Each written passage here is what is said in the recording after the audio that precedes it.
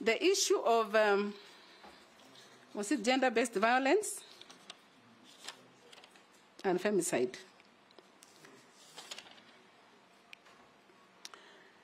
Gender-based violence is violence that is meted on either gender. It is either a man or a woman. It is violence as a result of your gender. So the proposed ways of dealing with gender-based violence, as I look at it, is coming from a community that is prevalent. Gender-based violence is caused by patriarchy. Earlier on, historically, men have been owning property, and they have been the ones who have also been being elected in elective positions. So, to be able to cure this vice that is in the community, we have to engage community leaders. Leadership is on the ground. That is where we have men and women, we have people in churches, we have people in barasas.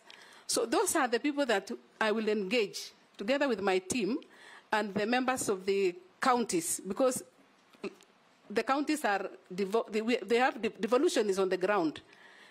We have to work with county governments to ensure that we deal with these issues by discussing the issues and ensuring that we have solutions from the ground. We also have to engage the religious leaders. Every Sunday or on Fridays, either you go to the mosque or you go to church. And those are platforms that you can use without spending any money. And I will also engage with the leadership. Remember, as I told you earlier, I have been married to a politician for close to 20 years, and I have been there. So persuasion comes from the members of parliament.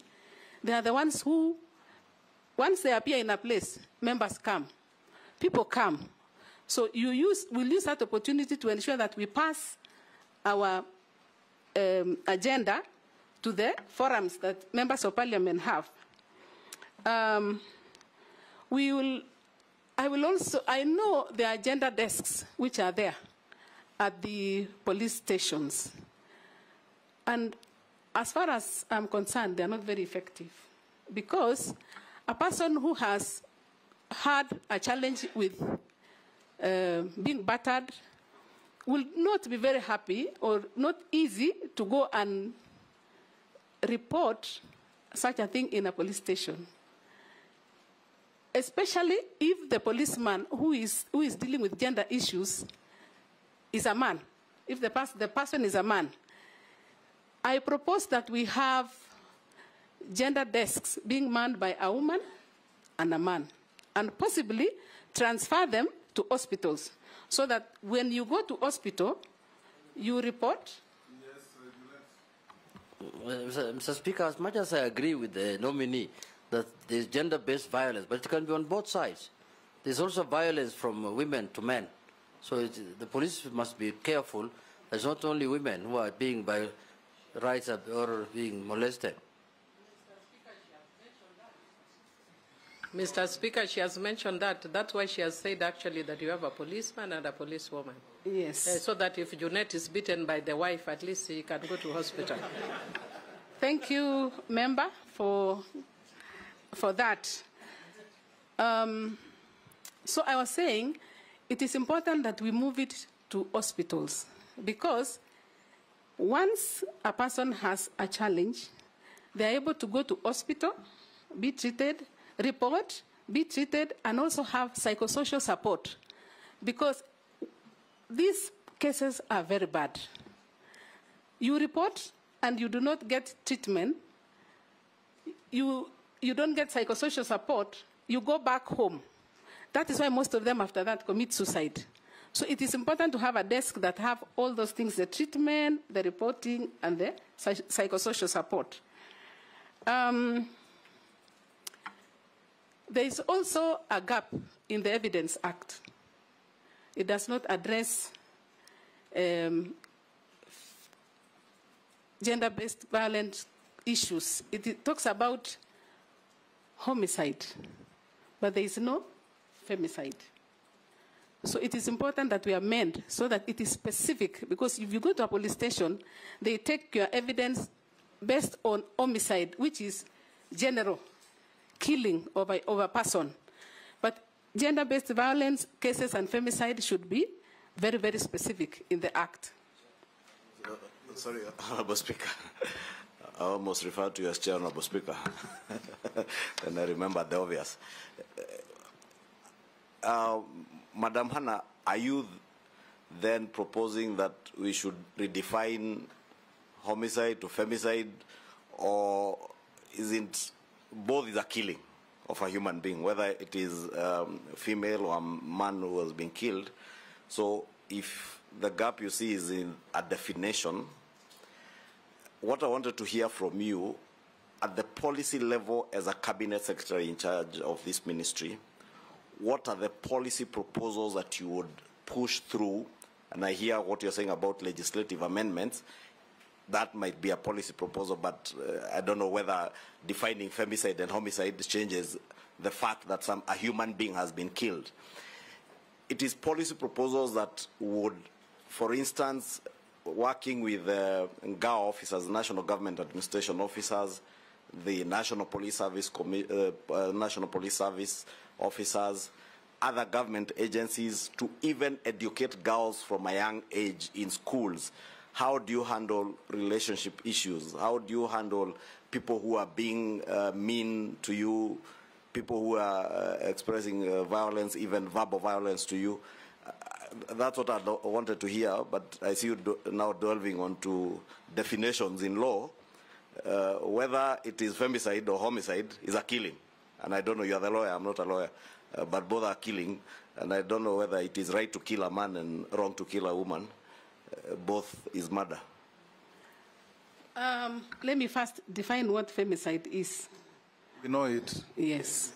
Just tell us what you are being asked. And you see, you are focusing on post-violence interventions. We are more interested in prevention of such violence. You will help society better. So the question is, I'm sure you know something about the ministry you have been nominated to. When you get there, what policy interventions or changes or innovations will you bring on board to stem gender-based violence? Don't focus on how you'll handle people who have been bastardized and beaten up and battered and so on. Thank you, Mr. Speaker, sir. I see the solutions to be coming from the locals.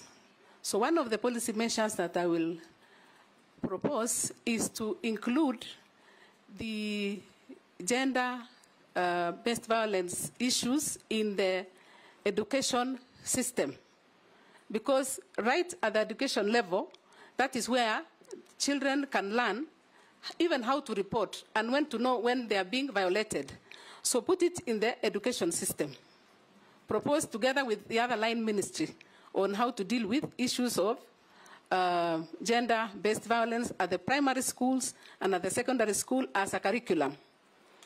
Secondly, is to have the education of the locals on why they should not be, why they should protect. For example, the boys, they should protect their sisters. And the men should know how to live with their wives. So those are family issues, and we can come up with a policy on educating the masses. Now go to the question of Koech. Thank you, Mr. Speaker, sir. Koech, Member Koech asked me where have the other people, my predecessors have failed in terms of funding. They have not failed. I think the issue was budget cuts because of to ensure that the exchequer, the money is distributed across. But there are some pertinent issues that have to be dealt with. which cannot wait. For example, these cases of gender-based violence cannot wait. When I saw the case of Gala, the girl at Wajir, the way it was reported that she was calling, and she was calling the mother, there was no help coming from even the leaders and the authorities. So this cannot wait. We can't push the budget of these gender-based issues. Those are the ones that should be prioritized, because it is sanctity of life. If you kill women, you have destroyed a whole family.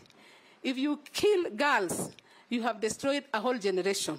So they do not fail, but they need to be looked at and ensure that funding is given to those serious issues. So it's a matter of negotiating and ensuring that those particular ones, even if not all, at least they are taken care of.